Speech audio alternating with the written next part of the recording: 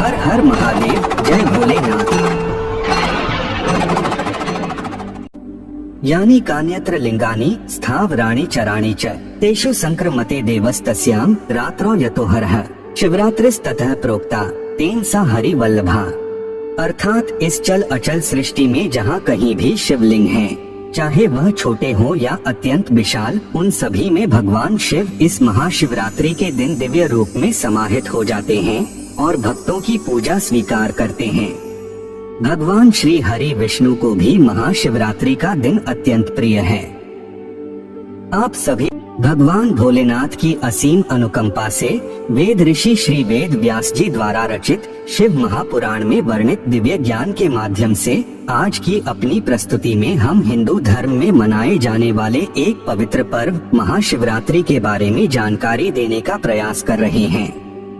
वैसे तो एक वर्ष में 12 शिवरात्रियां आती हैं, जो कि प्रत्येक मास के कृष्ण पक्ष की चतुर्दशी को आती हैं।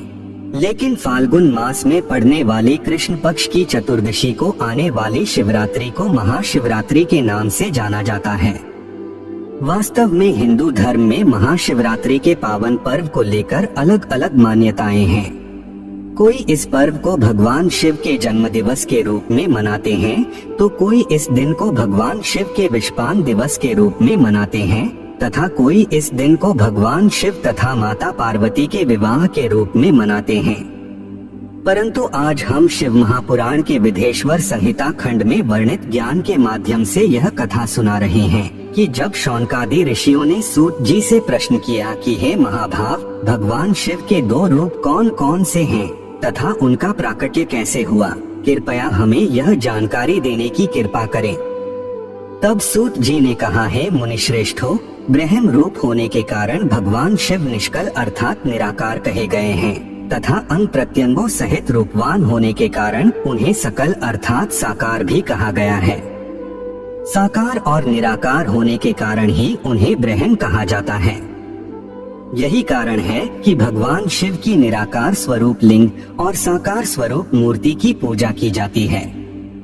भगवान शिव से भिन्न जो अन्यान्य दूसरे देवता हैं, वे साक्षात ब्रह्म नहीं हैं, इसलिए कहीं भी उनके लिए निराकार लिंग उपलब्ध नहीं होता। सूत जी कहते हैं कि अनंत परब्रह्म से भगवान विष्णु की उत्पत्ति हुई और भगवान विष्णु के नाभि से कमल पर विराजमान ब्रह्मा उत्पन्न हुए।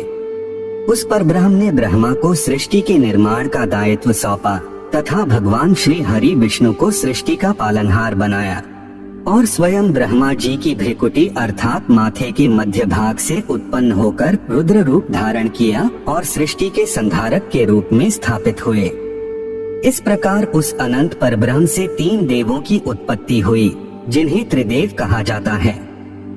सूत जी शौनकादि ऋषियों को आगे की कथा सुनाते हुए कहते हैं कि हे मुनि श्रेष्ठों, एक बार भगवान विष्णु और ब्रह्मदेव में कार्य शक्ति को लेकर विवाद हो गया।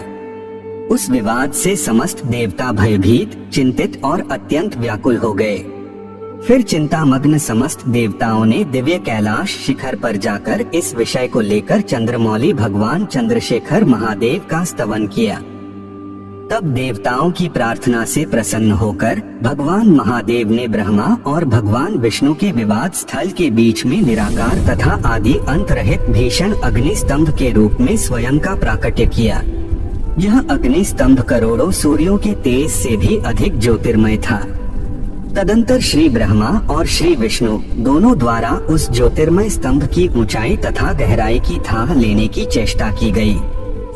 श्री ब्रह्मा उस स्तंभ के ऊपरी छोर देखने के लिए गए तथा श्री विष्णु जी उस स्तंभ के निचली छोर का पता लगाने के लिए गए, परंतु दोनों ही उस स्तंभ का अंत तथा आदि का पता नहीं कर पाए। तदंतर वे दोनों ब्रह्मदेव और श्री विष्णु भगवान शंकर को प्रणाम करके दोनों हाथ जोड़कर उनके दाएं बाएं भाग में चुपचाप खड़े हो गए।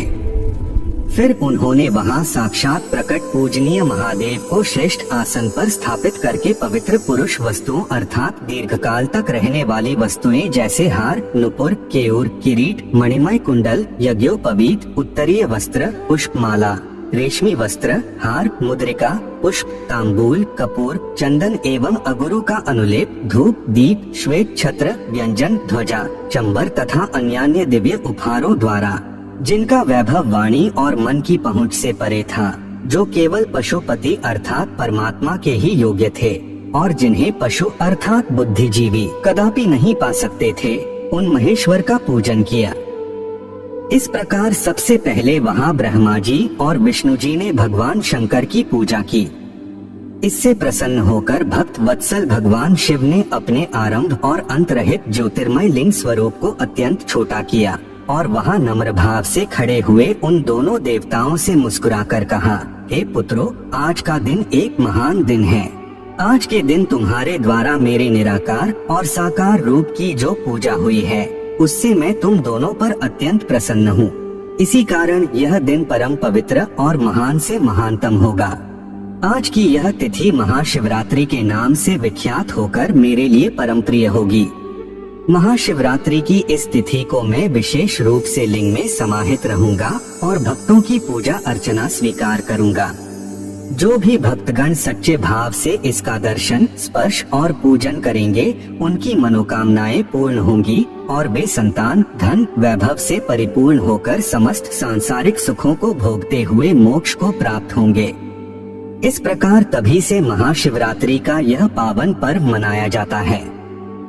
इस दिन सभी भक्तगण सच्चे मन से भगवान शिव की पूजा अर्चना करते हैं, शिवलिंग पर दूध जल चढ़ाते हैं, फल, फूल, बेलपत्र, धतूरा इत्यादि तथा मिष्ठान अर्पित करते हैं और चंदन का लेपन लगाकर धूप दीप प्रज्वलित करते हैं। इससे भगवान अत्यंत प्रसन्न होते हैं और अपने भक्तों की समस्त मनोकामनाएं पूरी करते हैं, उन्हें सुख सौभाग्य प्रदान करते हैं, रोजगार एवं कारोबार में वृद्धि करते हैं, उनके जीवन में आने वाली समस्त परेशानियों को दूर करके सफलता के द्वार खोल देते हैं।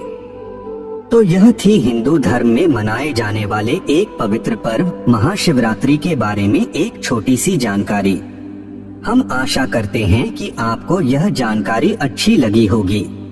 अगर अच्छी लगी हो तो वीडियो को लाइक करें और हमारे चैनल को सब्सक्राइब करने का कष्ट करें। अगर आपने हमारा चैनल पहले से ही सब्सक्राइब कर रखा है तो इसके लिए हम हृदय की अनंत गहराइयों से आपका कोटि कोटि धन्यवाद करते हैं।